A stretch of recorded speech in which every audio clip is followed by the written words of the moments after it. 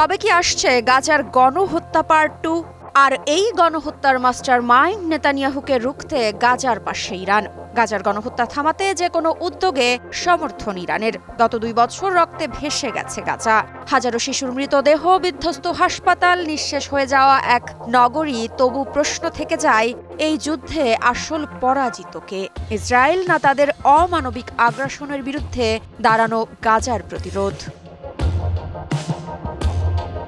12 October Meher নিউজের বরাতে জানা যায়, ইরানের পার্লামেন্ট স্পিকার মোহাম্মদ বাকের গালিবাফ সংসদ অধিবেশনে স্পষ্ট ভাষায় ঘোষণা দিয়েছেন, গাজার গণহত্যা বন্ধ, আগ্রাসন ও দখলদারিত্বের অবসান, অবরোধ প্রত্যাহার এবং সীমান্ত খুলে দিয়ে খাদ্য ও চিকিৎসা সহায়তার প্রবাহ নিশ্চিত করা, এইগুলোই আজ ফিলিস্তিনিদের প্রধান দাবি।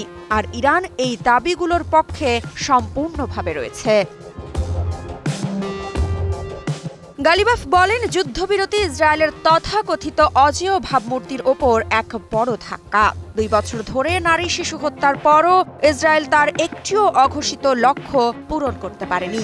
তার ভাষায়, নেতানিয়াহু চেয়েছিলেন হামাসকে নিশ্চিহ্ন করতে, বন্দীদের জোর করে মুক্ত করতে, গাজাকে উজাড় করে নিরাপত্তা ফেরাতে। কিন্তু প্রতিরোধের অদম্য শক্তি আর আরব জোটের ঐক্যবদ্ধ অবস্থান তাদের বাধ্য করেছে যুদ্ধবিরতিতে যেতে।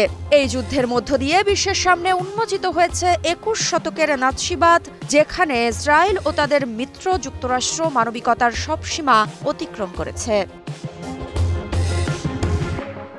এই বক্তব্য শুধু ইরানের অবস্থান নয়, বরং মধ্যপ্রাচ্যের নতুন বাস্তবতার প্রতিফলন, যেখানে যুদ্ধের ধোঁয়া পেরিয়ে স্পষ্ট হচ্ছে গাজার ধ্বংসস্তূপের নিচেও টিকে আছে প্রতিরোধের মানসিকতা।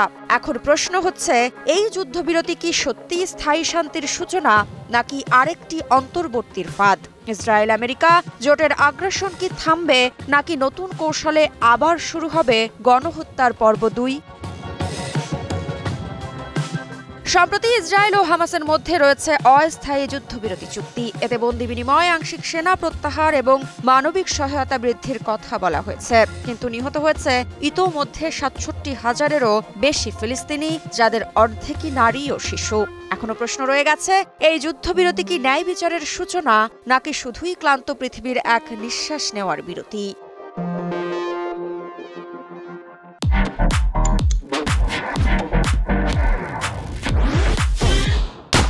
তবে গালিবাফের বক্তব্যে একটা বিষয় স্পষ্ট, বোমা হয়তো থেমেছে, কিন্তু প্রতিরোধ থামেনি।